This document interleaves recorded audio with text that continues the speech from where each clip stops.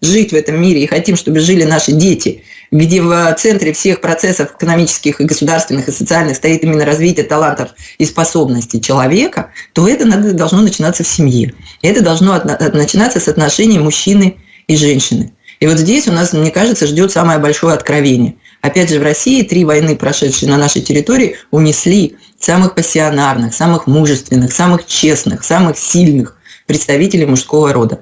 И естественным образом так произошло, что вместо них встали женщины. Женщины встали во время Второй мировой войны, когда во время войны они работали. В общем, они несли огромную тяжесть и ответственность. Поэтому многие эмоциональные механизмы у нас уже были исторически подменены или поменены. И русская женщина, которая коня на скаку остановит и в горящую избу войдет, стала уже притчей во языцах. Но, опять же, здесь же вопрос в том, насколько мы хотим поменяться. Либо мы готовы жить по этому принципу и во всем заменять мужчин, и делать мужчин слабыми, и все время им указывать на их недостатки, и, что называется, носом тыкать, тогда гармоничных отношений построить нельзя. И здесь тоже очень интересно, потому что я руководила большими коллективами, где были восточные женщины, и западные женщины, и всякие женщины были. И меня все время мучил этот вопрос, что я не могу себя к западным отнести, потому что то, что культивируется сейчас на Западе феминистками, эмансипе, нимфетками, это антиженщины.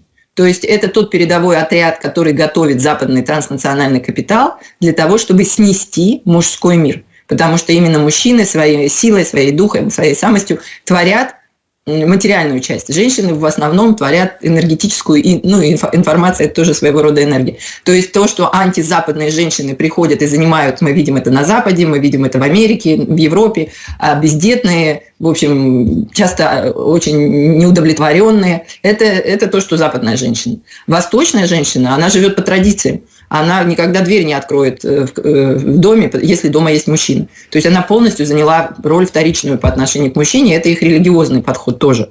Поэтому мы сейчас видим очень много талибанов, которые пытаются вернуть мир в ту архаичную систему. И, скорее всего, это у них получится, потому что, когда, с одной стороны, идет накат вот этой сатанистской, темной, инфернальной силы, как мы видим, то, что происходит здесь, в качестве компенсации или в качестве баланса будут развиваться такие движения, как талибы, как то, что затягивает в архаичное сознание. И это культура, и это то, что было там тысячелетия. Но вот меня все время интересовал вопрос славянской женщины, потому что она не попадает ни под определение западной, ни под определение восточной.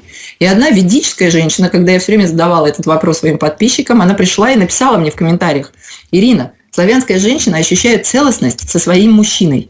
Поэтому, если мужчина ей достается слабый, маменькин сыночек, инфантильный, на диване с бутылкой пива, то она, соответственно, невольно берет роль и начинает играть ту половину, которую должен играть мужчина, а его не научили в детстве. Но потихоньку она его, если она мудрая, а если она еще и премудрая, и у нее правильные, я не знаю, можно сказать, советчики, подруги мудрые, а на самом деле правильный интернет, в котором она может найти советы, что же мне делать, любимой, чтобы у нас в семье стали более гармоничные отношения, и наши дети родились и росли в любви, то у нее будет вот такая судьба, вот такой крест. А если славянская женщина вышла замуж за того, который мужик, всем начальник, я вас всех построю, вот тебе деньги, и вот тебе это самое, то есть он начинает строить, то, соответственно, она берет на себя другую роль, и она тогда смягчает. И вот именно вот это удивительное свойство женщины, гибкости, вот этого именно создания вот этого лада.